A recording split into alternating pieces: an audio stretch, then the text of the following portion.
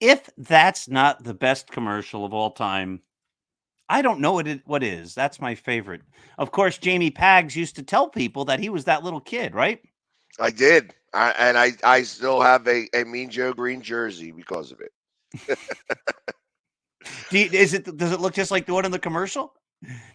Actually, mine's a black one. Oh, did you tell everybody that that was the jersey though that he threw to you?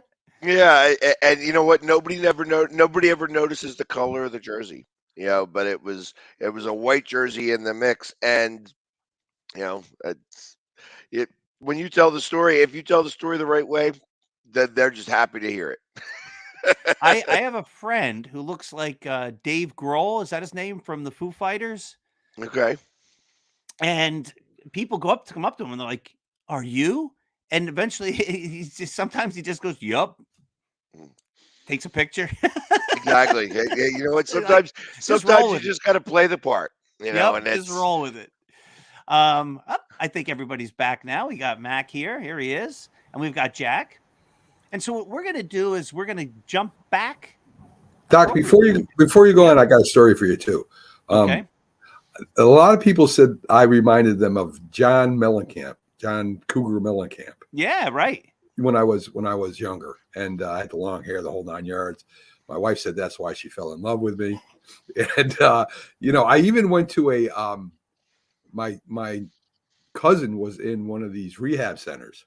So when I went there, this woman says, "You're John Mellencamp. You're John Mellencamp," and I just didn't say anything. I walked in, and when I left, I sang "When the Walls Come Tumbling Down" to her, and she got all excited. So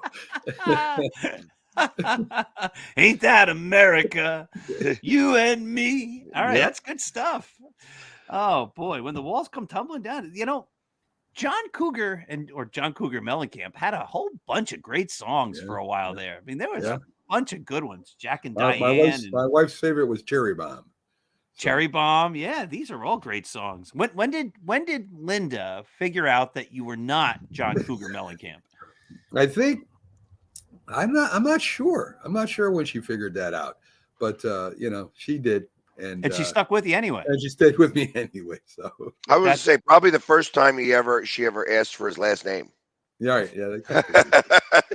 Because I mean, you call him John sometimes. We call him Mac, but his name is John, so Yes, yes, it could yes, play it off that way a little bit. yeah, yes. that is a good point. Good point. All right, so we're gonna ask a good question. You guys can bounce around and debate this one. I'll go get a drink, I and then wonder. I wonder if it when Jack was younger, if he kind of looked like Mister Clean. No, but you know who I sounded like. People stopped me. Believe it or not, I probably don't sound at all like him anymore. People would say I sounded like Howard Cosell Yeah, because I Okay. maybe talked a little slow, deliberate when I was younger that way. So yeah, yeah. I did noticed they? that. Did everybody ever ask you if you? Yeah, they did. They asked if you were Howard Cosell.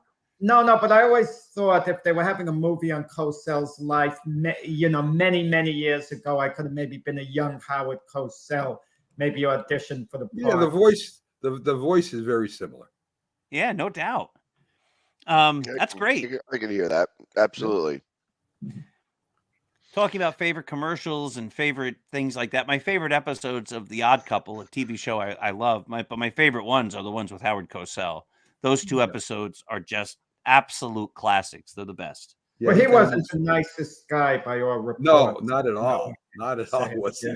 But he used to make fun of Klugman when he was on with him. So that was fun. Yes, yes, Oscar Madison, and they had this rivalry. And the other good one was when Bobby Riggs was on, and Billie Yeah. Jean King, and they had a ping pong tournament at the end Yeah. or whatever. That's Did just Billie good Jean stuff. win? She had to win, right? No, the funny thing about it, people don't realize, and Billie Jean King has talked openly about it. One of her big idols was Bobby Riggs. She never had any ill feelings towards Bobby Riggs at any point. She said he was her hero, as sports personality, and they were good friends. And she said people can't believe that. She actually liked him a lot. Thanks, Marie. Hey Mario, what's up, All right. guy? Hey, listen. You know what? They have a couple of Philadelphia Eagles fans who are going to be announcing the picks, and they are from Australia. So, not and you. Mario is from Australia, and they brought in a couple of Eagles fans. So it's not just you down under who's representing the Birds, and they're going to be announcing, I think, a 6th round pick. Pags, I'm today. disappointed. I was hoping you'd be up there this year. You know, people ask me when am I going to do a pick, and I don't get to make these decisions. I'm just happy to be there. You know what I mean? So I don't ever, I don't ever want for more. You know what I mean? It's like the camera seems to find me everywhere. I'm always front and center every time they make a pick. I can't ask for much more. I've had an amazing draft already, and I mean I'm going to be there today. I'm going to start getting ready the moment that we're done. It's a little bit of a different day today. They're opening all the crowd to the masses, so I'm going to go down there, and I'm not going to be in shoulder pads today. It's too long of a day today. You Hey, know, I listen. want to give you a lot of. I'm sorry, Mac. I was just going to say the Giants made a couple nice picks yesterday, getting their center and another wide receiver. So Yeah, they did I move was him up. talking to license plate guy last night, and he was really excited about the picks. He was like, "Yep." I mean, he does it much more thorough analysis of rounds 2 and 3. It's funny. We always banter back and forth when I talk to Joe, and Joe is a great Giants fan. But he is very knowledgeable and knows everything, and I was asking him, I'm like, how many games have you missed? And he's like, for 23 years, he's missed like 3 games. Wow. I think and that's home and away. wow. So he's always at every game. And then he was with a buddy who, for the last 7 years, drives to every game. Wow. Every game. Now, there's dedicated. sometimes he's driving to L.A. He don't fly. He drives to L.A. Wow. to go to the games. I mean, that's I feel like I'm dedicated. Sometimes I just come up small in those things. You know what I mean? Because I told him, I says, hey, sometimes Christmas, Santa Claus does not wait for football games. Yeah. You got it. Family always comes first. But And we're not going to go there with Santa Claus and the Eagle fans. I'm going to leave that alone. So Yeah, Well, I mean, that's I give true. Pags, I think I that give Eagles do Pags a Santa. lot of credit, and Doc could certainly learn from Pags in this. Pags stays the course. He doesn't panic when his team gets off to a slow start. I agree. Like the Phillies, he's cool and calm. It's a long season. Relax, guys. The injured players will come back, and the Phillies only 4 games out. And there's plenty of time. They'll be in playoff range right now. Cool and calm. Yankees fall 7 games back because the Rays are off to a phenomenal start, and Doc is panicking already. He's in panic mode. I'm not in panic That's mode. I'm your in realistic fault. mode. yeah, but I think the Rays come back down to earth. I mean, I do they're- too. they're I'm not just- worried about the Rays. I'm worried about the Yankees. I couldn't care less about the Rays. know The what- Yankees you don't know have a what left it is? fielder. Here we go again. Doc, this is like a marathon. The Rays are off. They tore out a big lead early in the race, and you're like the trailing pack. They'll come back to us. But My sometimes it worry doesn't is the happen. Yankees aren't like the trailing pack. The Yankees are like the pack behind the trailing pack. They again, we want to make a marathon comparison. The Yankees decided to go into the race without good shoes on. Yes, and injured. Like, hey, you know what? Yeah, let's get some. We'll run this race in moccasins, and we'll maybe. Well, you know what? win. Maybe all of the because everybody thought that the Yankees were not going to do anything last year. So maybe they heightened the expectations because of last year, and now they're just fulfilling the destiny of last year. Could be, and they were terrible in the second half. But I picked them to go to the World Series this year. Last year, I said they'd play under 500. Well, Am I and flip-flopping my years? you yeah, maybe. maybe. All right, so let's get to an NBA question. Who is the most underrated player currently in the NBA? The most underrated player currently in the NBA. Who is it? Oh, is it underrated player or underrated superstar player? Oh, let me double check here. Yes, Right. it is. It is. It's who is the most underrated superstar? I stand Player. corrected. Who is the most underrated superstar in the NBA? I'm gonna let me I'm gonna step start out off while you with that. answer. Right. I'm going to start off with that, and I don't know whether Mac will agree with me. I have a feeling Pax might agree. Jimmy Butler.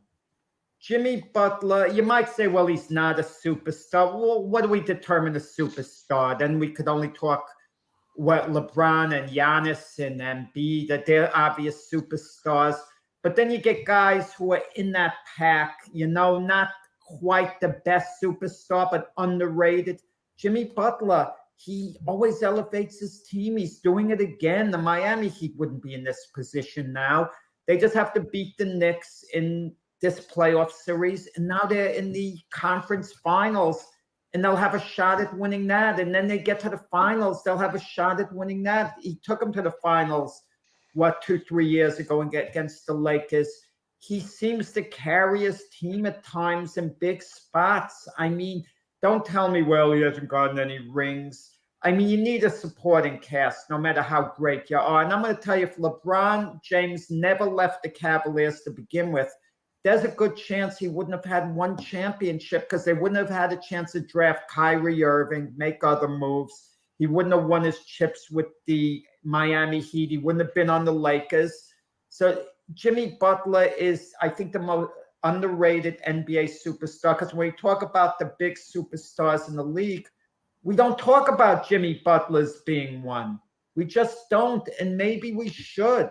So he's my pick for that. I don't think he's underrated though, Jack. I think he's rated right where he should be. I mean, he's brought Miami to the finals, as you said. So I don't know if he's underrated. I would think that you might say Klay Thompson. For the Lakers. Yeah, for the Warriors. Klay Thompson. For the Warriors.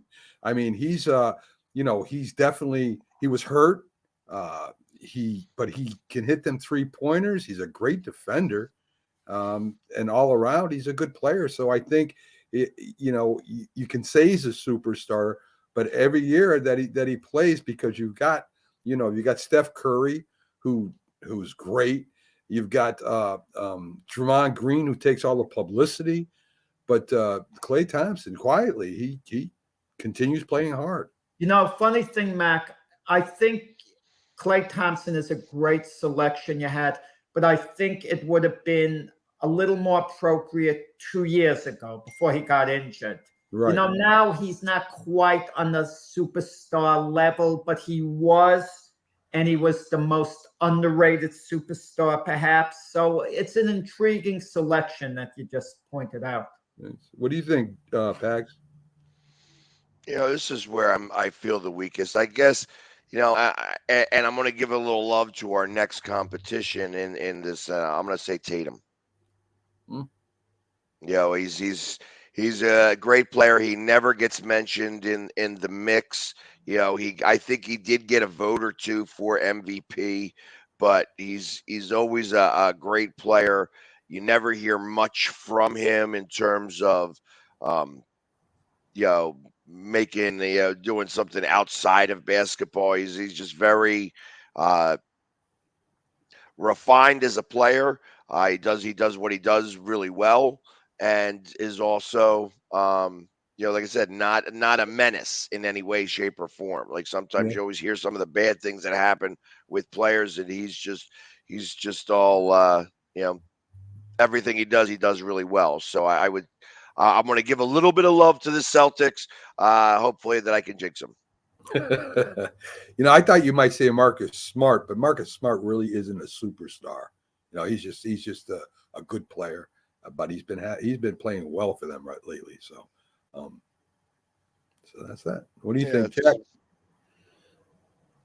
Listen, someone's going to emerge from the playoffs. I mean, Devin Booker, for example, we know how good he is with Phoenix, but if Phoenix wins the NBA title, Devin Booker's finals MVP, plays great. Are we underrating Devin Booker as far as being a superstar? Like when we look at Phoenix, which name pops into head first? Oh, they got Kevin Durant. He's going to push them over the top. But this could be Devin Booker's real breakout year. Yeah. Yeah, it's very, very, very possible. Let me tell you, the Sixers, if the Sixers win the NBA title, this will be funny. Would James Harden lost his superstar status?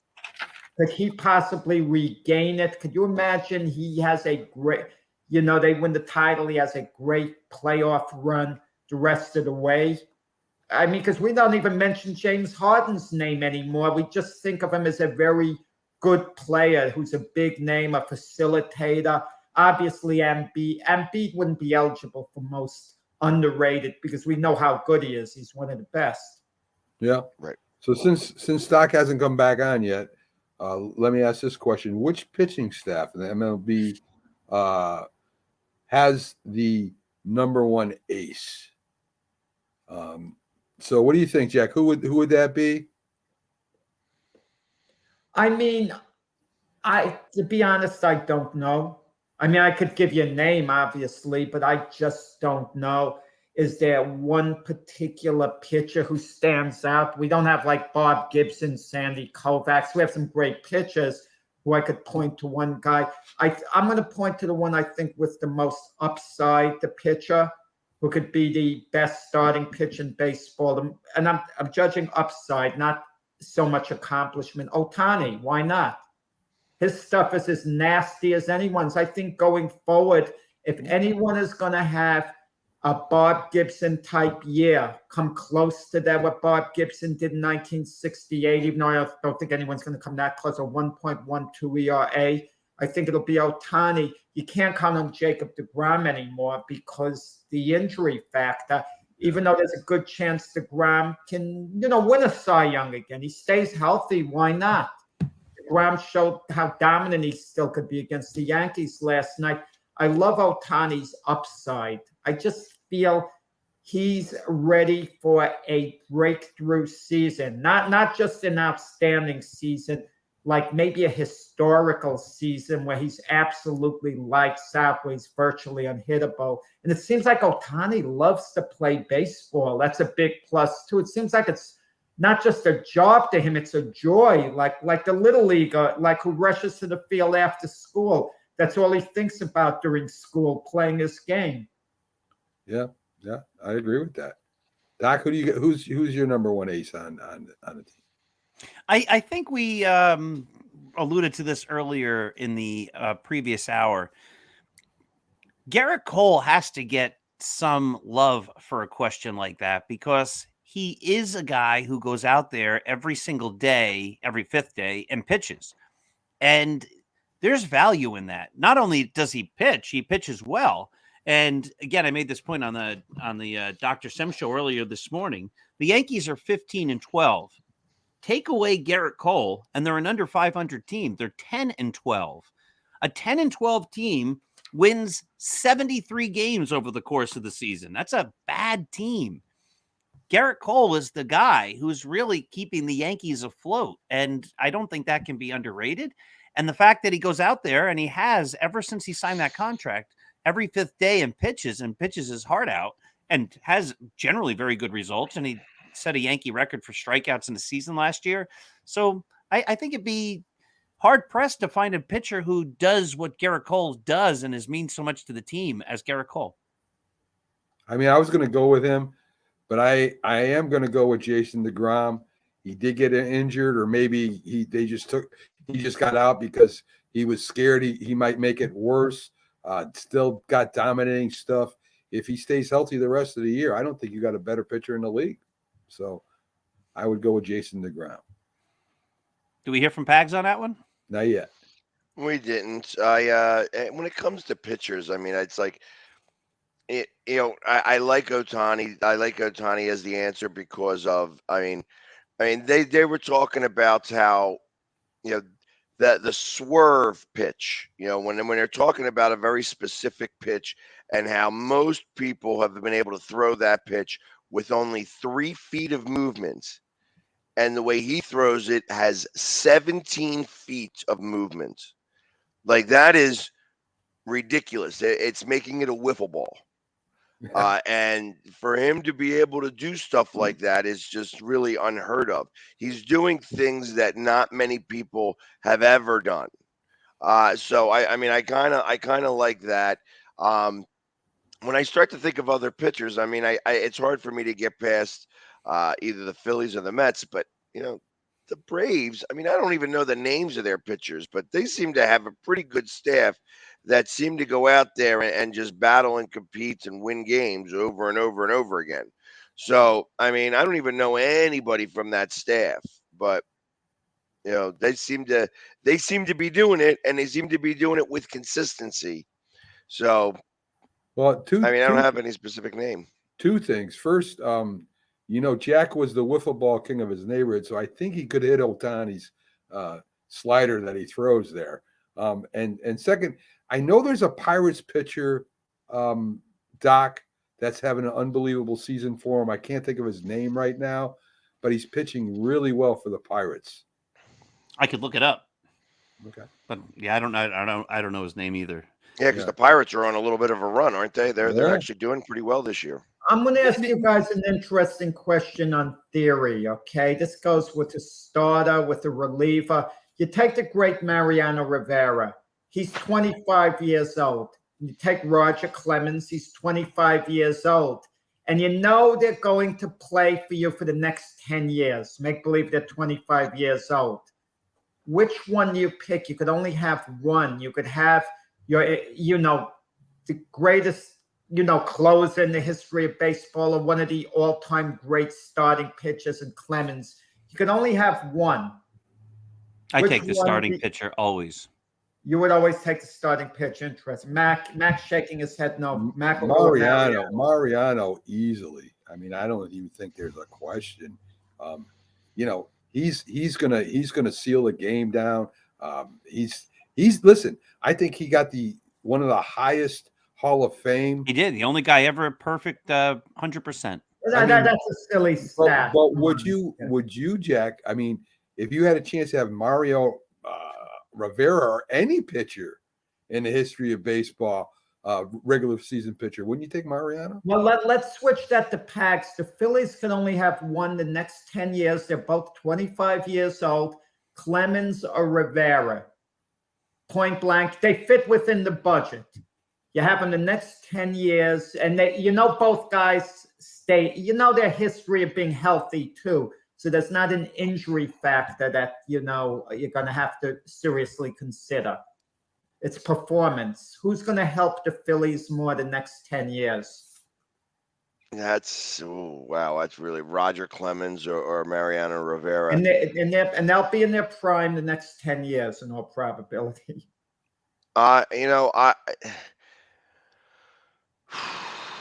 With this pick in this fantasy baseball draft, I feel like I'm at the draft. I probably hedge slightly to Roger Clemens, slightly. That's a really tough pick because there's nobody that closed out games better.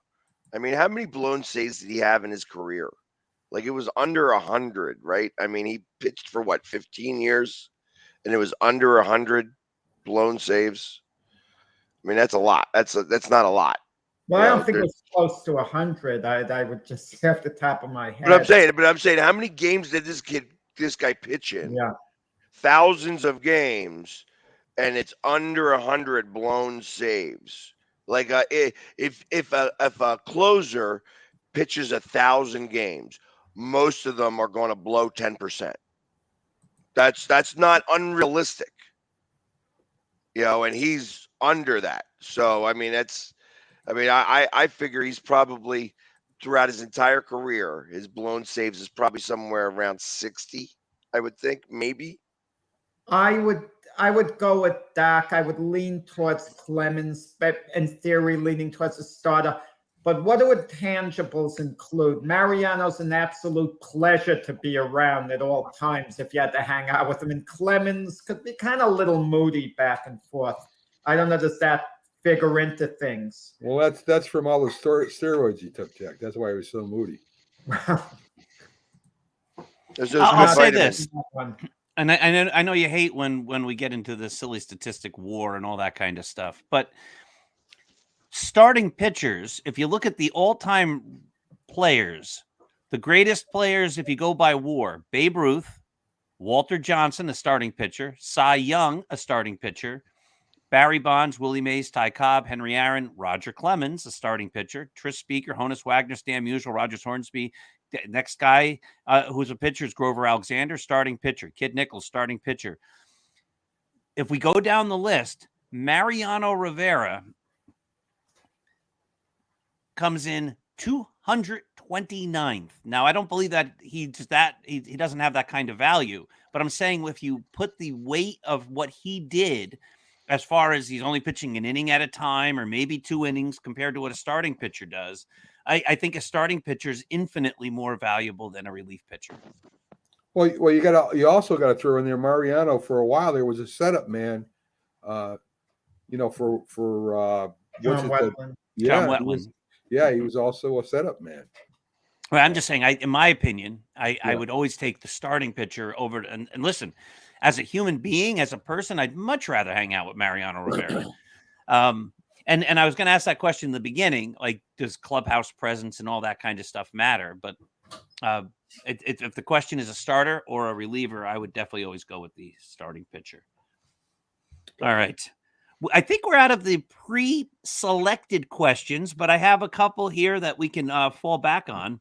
Unless you want me to ask the Knicks question. You want that Knicks question? I think there was a question. Yeah, well, I think it's we mentioned this on the show yesterday with the Knicks question, the unfairness of them playing the Miami Heat and the 76ers having to play the Celtics because the NBA doesn't reseed the positions. So once again, the Knicks and the Heat are benefiting. They're being rewarded for not having as good a record as the Celtics and the 76ers.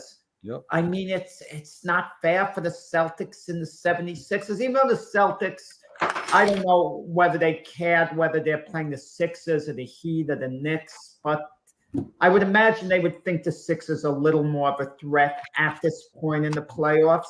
But the Knicks and the Heat, one of them is advancing, and somehow it's unfair to the Celtics and the 76ers. Happening the same thing in the West too. I mean, it's like you're going to have Phoenix, and I think Sacramento did win last night, right? They did beat Golden State, but I think Golden State and Phoenix are really what you would expect to be in the conference championship just by the way that they're playing. And now they're going to face off if Golden State gets past Sacramento in this round as well. And I think it's just ridiculous. Should it be this? I have this theory, guys. Should the team in any sport who has the best record, let's say it could be baseball, American League, National League, NBA, NHL, get the pick who you want to play in the playoffs the first round. And then if you win the next round, you see all the teams that are left. And because you had the best record, you could then pick again which team you go against, kind of make the regular season more impactful the way it used to be when when you have even baseball, the World Series, only 2 teams got in, American League and National League winner. Could you imagine the motivation? You could pick any team you want every round of the playoffs and have home field advantage on top of it. I think it's compelling. I don't like it because I think it adds an element that just it feels very gimmicky. But I think it would be dramatic if the Yankees choose the Red Sox. We're going to get you. And then the Red Sox are like, you picked us, we'll show you. I get it. I think I like it better that the league already decides who's going to play whoever else, and however they decide it, whether they reseed or not, that it doesn't become a personal thing that one team's picking the other. Well, I just want to tell you historically, 1951, the famous Bobby Thompson home run, that 3-game series. At that time, the league didn't make the decision where players did. The Dodger manager, Charlie Dressen, listen to one of the stupidest all-time sport decisions. Best 2 out of 3. He had a choice to play the first game at the Polo Grounds, the Dodgers, and the next 2 at Ebbets Field. Instead, he picked the first game to play at Ebbets Field and the next 2 at the Polo Grounds. That was his decision, the Dodger manager, where they lost. It's ridiculous. No one historically takes him to task. All they do is remember Ralph Branca giving up the home to Bobby Thompson. They don't remember that ridiculous decision that played into it. Yeah, Yeah, I I never mean- heard that before. That's just foolish. That's crazy. And the Yeah, NFL, it's crazy now, but no one. But historically, over the years, no one mentions it. It's wild. yeah, in the NFL, it was who got home field advantage before they won the game. I think the Steelers ended up going to Miami or something like that, and they ended up playing. No, Miami ended up going to play in Pittsburgh, even though they won the division, something like that, where it was decided, who decided who get home field advantage. I don't know how it went, something like that. So. Yeah, I don't remember any of that. It's before my time. You're getting a little history lesson here, Pax. I mean, Yeah. listen, the year before. Yeah, back when sports were ridiculous, let's call I it. just want, and Doc doesn't put a smile on Doc's face. The year before the Bobby Thompson home in 1950, your Philadelphia Phillies, who were nicknamed the Whiz Kids, got into the World Series, and the Yankees had the Swept 'em. Bruins out 4 straight. Yeah, See, Yeah, and those that- Phil- yeah, those and Whiz it's Kid all Phillies because had of no that guy. match. All because of that guy decided to take, take away his home field advantage in the best of 3 series. No, No, happened that was a the year later. after. You got Yeah. Pags all confused over here. You don't know what you're even talking about. So. Yeah, that was all before my time. Yes, before my time too. By the way, I was not alive in 1950. I mean, Jack was probably about No, 45. I wasn't alive then either. That's all I'll say. Yeah, That we know, Jack. That would have been a good time to be alive if you were a Yankee fan. 14 World Series in 16 years. And, there's a carryover. If you consider the LA Dodgers an extension of the Brooklyn Dodgers and the San Francisco Giants an extension of the New York Giants, and threw in the Mets for a long time after, both teams left after the 1957 season, always one of the teams between the Yankees, Dodgers, Giants had a long run at going to the World Series. They would miss it a year now and then or something, but it would be, happening. The Dodgers win the 59 World Series. The Giants were there in play the 54. Yankees 62. The Yankees had their run, but then after the Yankees didn't have their run anymore, the Dodgers had some success after. It just was going on for a while. The Mets winning a World Series 69.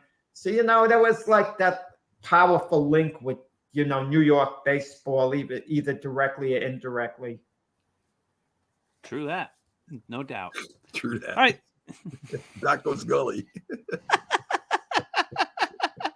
All right, so here I'm just finding some other great questions. This is more random sports questions, and this is a good one. We talk a lot about baseball, and we talk a lot about football, and then we talk a bit about hockey and basketball.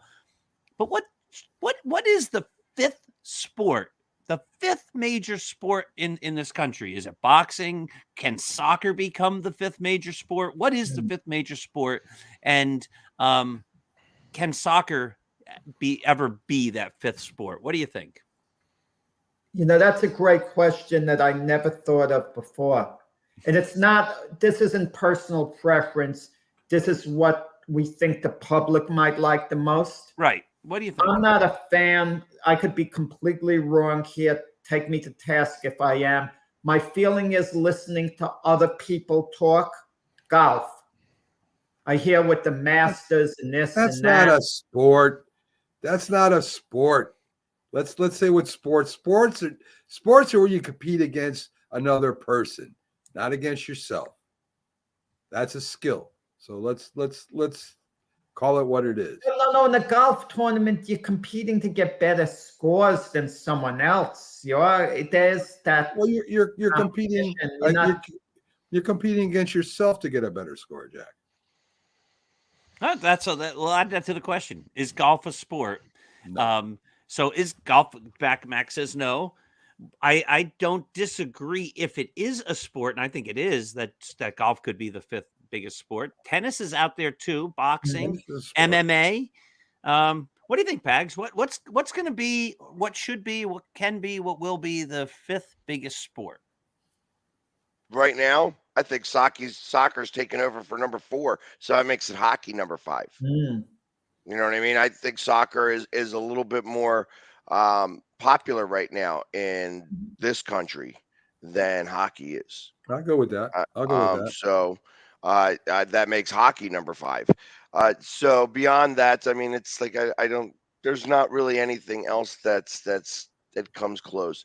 I think every once in a while you get a boxing match and an MMA fight that show up, and that brings in some interest. But short of that, I think that's as a sport, I don't see that as transcendent enough.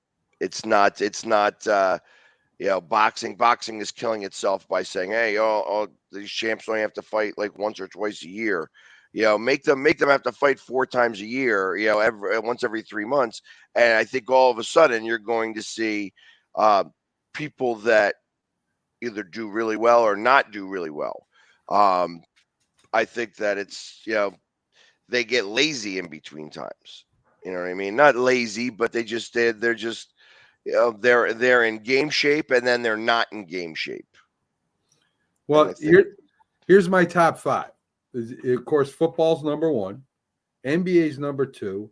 I know boxing is not what it was, but if you're going to talk about world popularity, especially in Europe, you'd have to put boxing at 3, tennis is 4, and then soccer. You Baseball doesn't make put NFL number 1 worldwide. Worldwide. NFL is popular soccer worldwide. It's there.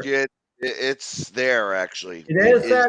I'm missing something here. Yeah, it's there. I was asked to do a commercial that I'm going to be doing today for New Zealand football, and we're not talking soccer.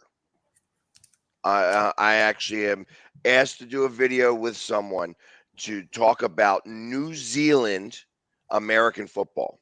Yeah. That they have a league down there with 6 teams. Yeah. And it's not rugby. I mean, how big is it? How big is it in Mexico? How big is it in Germany? How big is it in England right now? It's huge. If that's the case, the Super Bowl might get diminished in time unless we get their best players from overseas. If they're good enough to play in the NFL, they'll obviously get absorbed onto the teams here. We have the Eagles have one of the best, our starting tackle is Australian. Yeah. Yeah, the Giants. The Giants. All right, I'm looking at. I'm going online here. I'm looking at a whole bunch of different. There's a place called sportofbusiness.com. Number 1 soccer, 3.5 billion fans. You're not going to guess the number 2 sport according to this and a couple other sites here. Yeah, cricket. Cricket's number 2. Yeah. So here's statisticsandData.com. It's not even question that soccer is still the most popular sport. So football might be ascending, but I think the most popular sport is by far worldwide soccer. That seems to be what the data is giving me as I'm looking and up. Cricket, it would be cricket being number 2 because that's like the national sport of like India and Pakistan, Africa. I mean, so that's where you're going to get that. I mean, it's in Australia where they have every type of sport, they do that, and in England it's still there. So I can understand. I can understand why cricket would be number 2. Yeah. So interesting. All right, here's another one. When we're looking at rules and we have all sorts of ways that you look back at videotape and how you can challenge, what should we be looking at in sports? Is it the rule or is it the spirit of the rule? We see this in the NFL all the time. You see it, I think, a little less in baseball now that they've tightened the rule and you can only challenge within a couple seconds. But the guy slides into second. The guy keeps his hand on the ball on the guy, and he pops off the base by one fraction of an inch. and they're like, "Oh, you're out because you were off the base." Like that's the rule. You can't disengage from the base, but the spirit of the rule is you didn't get off the base. Actually, let's go back the other way. I'd read when you're saying the spirit of the rule, the first thing I think of is that Max Scherzer situation. You know, with where the rosin, sticky. with the Yes. rosin. You know, it's like here it is. I'm going to use the rosin to the nth degree because there isn't anything saying that I can't. And eventually, now he got called on it. And ultimately, that's that. The spirit of the rule is, hey, you're allowed to use like a little bit of rosin, and that's it. But here it is. He's going and rosining up everything. Like, hey, he's taking like rosin like for like for a violin, saying rosining up his hands so that he's got every little bit of there. He's like, it's only All right, rosin. that's a great another example. So what matters more? Is it the spirit of the rule or is it the rule itself? What do you think? Listen, all of us have jaywalked at one time or another, even though, Doc, you won't want to admit it. You don't want to be politically correct. We've all at some point, let's be honest about it. Now, Jack, I can admit that I've jaywalked. I don't always cross at the green. Sometimes I cross in between. Cars sometimes are nowhere within sight. We don't want to wait at the light forever, so we occasionally, but if an officer popped out and gave us a ticket, we'd think it's uncalled for. We'd say the spirit of the, light being there, that's for a reason. I first heard about the spirit of the rule term with the George Brett pine tar bat. Well, the spirit of the rule, even though he had too much pine tar on the bat, then why have the rule? I can't go for this spirit of the rule thing. The Mark McGwire situation, when he supposedly what he did was steroids illegal, were the things that Mark McGwire took illegal when he took them. Not in baseball. Baseball didn't necessarily, I think, specifically outlaw, but I think they were legal because they were from GNC or something like that. Well, what did Mark McGwire do wrong? Nothing. But the spirit of the rule, he did something wrong. I wouldn't keep him out of the Hall of Fame because he did this or that. If he was allowed to legally do it, he did it. I mean, creatine or whatever it was against him. On that. So with the spirit of the rule, I don't go for the spirit of the rule thing anymore. Take it off the books. Okay, if you're going to let someone get away with something because the spirit of the rule, change the rule right after. Or another way to put it, you don't change the rules of a game after the game has been played. If it's on the books, whatever, you have to enforce the rule, then do away with the rule. I'm tired of the spirit of the rule type thing. I guess. All right. Yeah, me too. So did Max Scherzer break a rule or did he not? I don't want to hear the spirit of the rule. Well, I believe he did break the rule, and I believe that the rule should be a lot more specific. Put the rosin bag back on the mound back in the old days. The reason why they took it off of the mound was because it gets into play. Well, you know what? So do umpires. So it's like if there's a bag that blows onto the field or a napkin that blows onto the field and the ball gets mixed up into it, guess what? It's in play.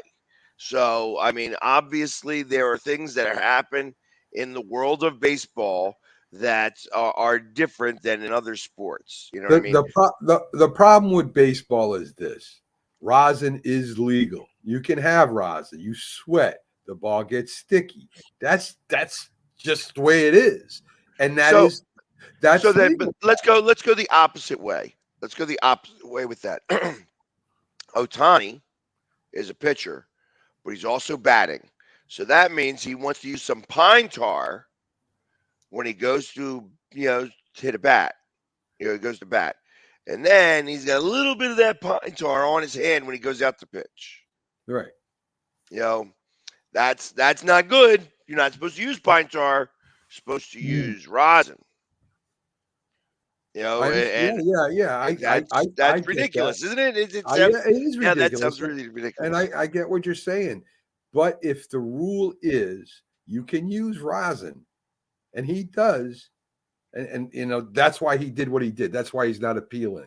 He's trying to send a message to the Major League Baseball. It's a dumb rule. It's just a dumb rule. You know what the problem is? Major League Baseball isn't in on it. If they were in on it, if it was a substance that they marketed to make the ball more sticky so that they can control the ball, it'd be fine.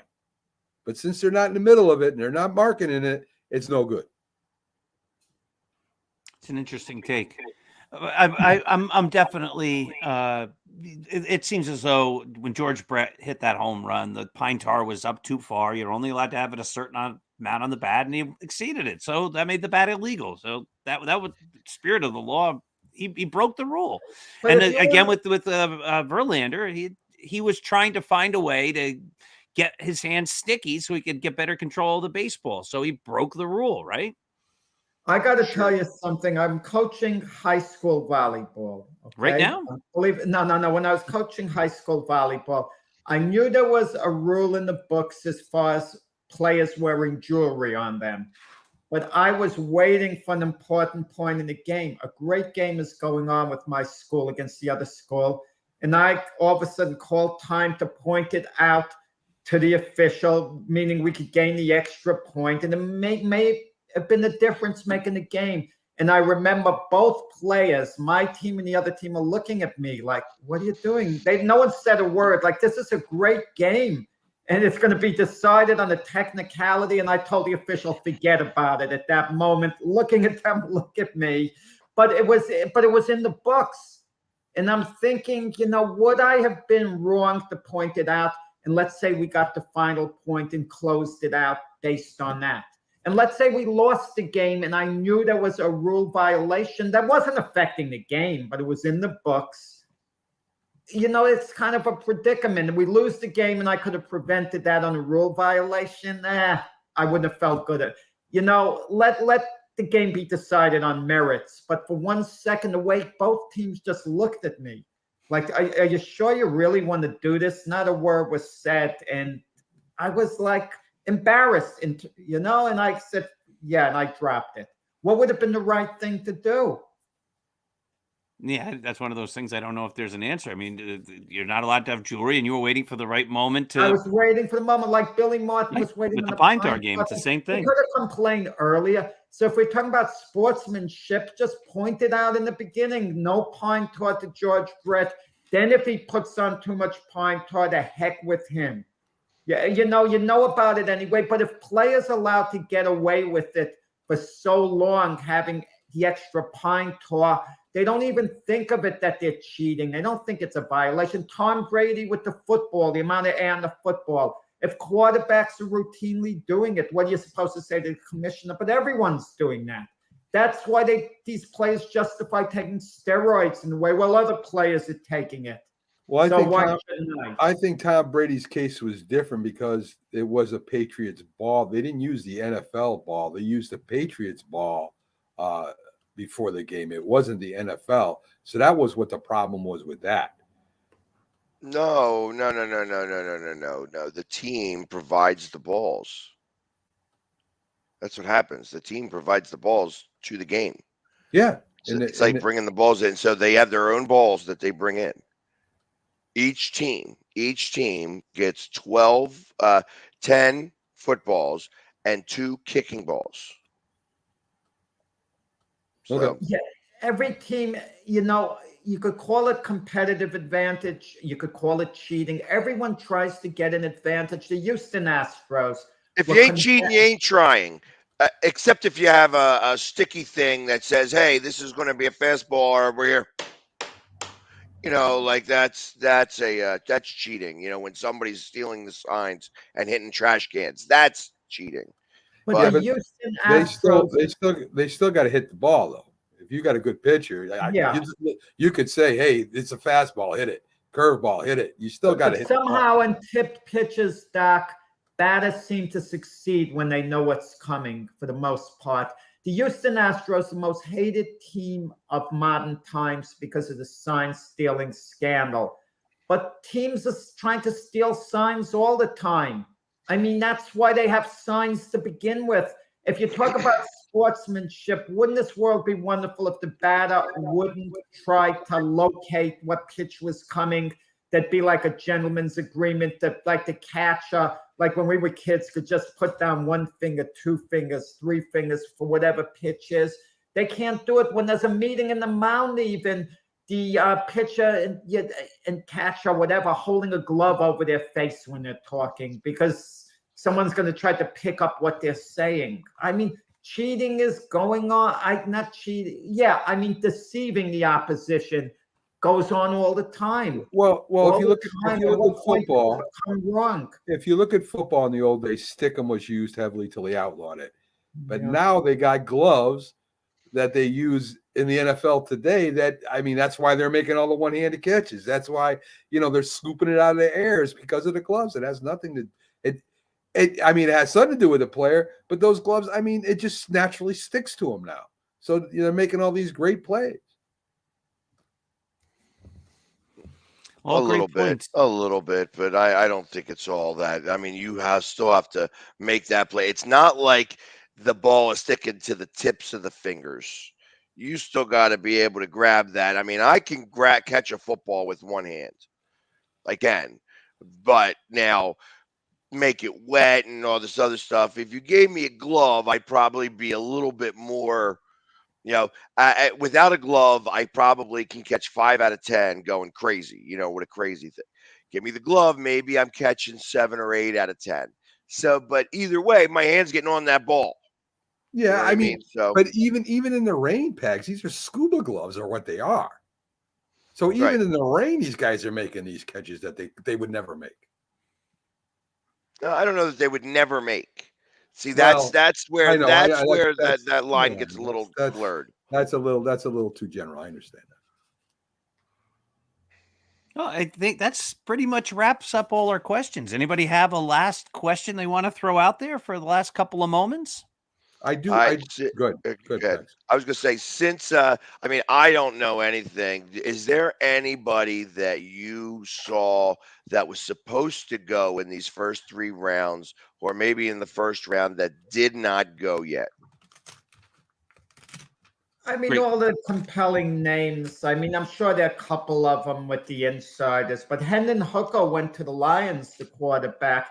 But the Lions had a few picks before that, but they got him late in the second round. And he might be the heir apparent to Jared Goff as the Lion quarterback. Now, there was some talk of the Lions drafting Will Levis as early as the 6th overall pick. There were some whispers. Of course, they didn't do it. They had other picks after that. But it was a good move by the Lions, to have Hendon Hooker there as a backup. And we'll see what Jared Goff does. If he's highly effective going forward, he'll remain the quarterback. But they got an insurance policy in Hendon Hooker. Who knows how good he's going to be? He's 25 years old. Is a guy 25 years old coming out of college more mature than a 21-year-old? I mean, not necessarily, but somehow they like that age. They feel the guy's maybe grown up a little more. I don't know. I think Henke, right? Wasn't that guy's name Henke? That it was a 26-year-old rookie. 28. There's one guy, from Florida at one point. It was just he didn't pan out real well. No. Either you have the skill set or you don't. And I know you were ecstatic about the Eagles draft. The Giants did well yesterday. They got this good wide receiver, that was, highly regarded. They actually moved up in the 3rd round. They gave up a 4th round selection to flip-flop in the 3rd round. And reportedly, their coach, Brian Daboll, was on the phone with the Rams to make the deal. And he's not the GM, but he has such a close relationship with his GM, Joe Shine, from their years in Buffalo, that he could do it. Some GMs wouldn't like the idea of their coach/manager wheeling and dealing. It's like an ego thing. They want to make the deal. That's their territory. Just like a coach wouldn't like the idea of a GM telling him who to start, even though that happens with the Yankees, I'm sure. One of the ways job security, I don't know how it works with the Phillies, but with the Yankees, if you want to be a long-term manager, you listen to Brian Cashman. Aaron Boone's the perfect guy. If Cashman really wants a guy starting, he won't give the manager an ultimatum. That's not his style. They'll say, I think we should move so-and-so and do this and that. And the guy will talk and say, yeah, Brian, if it doesn't work out, I'm going to do it in a couple of days. I hear you loud and clear. Give me a couple of more days. Let's see how it works out. And Brian Cashman is reasonable enough to give the manager some slack.